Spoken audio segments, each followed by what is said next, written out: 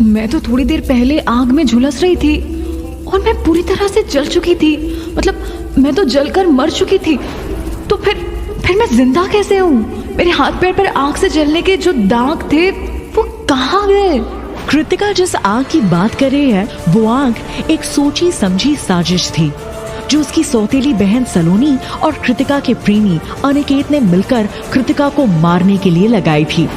अपनी बहन और प्रेमी कृतिका भाप ही नहीं पाई और जब तक उसे ये सारा खेल समझ आया तब तक बहुत देर हो चुकी थी। आधी तो जल ही चुकी हो तुम दीदी। अब जल्दी से पूरी तरह से जलकर मर जाओ और इस बार तो तुम्हारे प्रिय पापा भी तुम्हें बचाने नहीं आएंगे। वो पहले से ही सब कुछ जानते हैं और उन्होंने तो तुम्हारे क्रियाक्रम की तैयारी भी कर ली है। कृतिका समझ गई थी कि अब उसका बचना नामुमकिन है और इसीलिए उसने आखिरी बार आंखें बंद करके अपनी माँ को याद किया।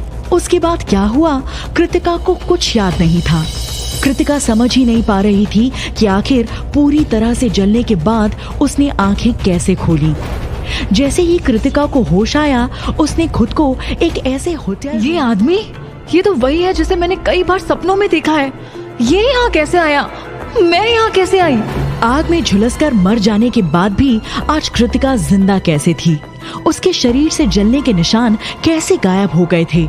ये अनजान जगह जानी पहचानी और कहानी को पूरा जानने के लिए आप अभी प्ले नाउ बटन पर क्लिक करें और सुनिए ये कहानी ओनली ऑन पॉकेट FM।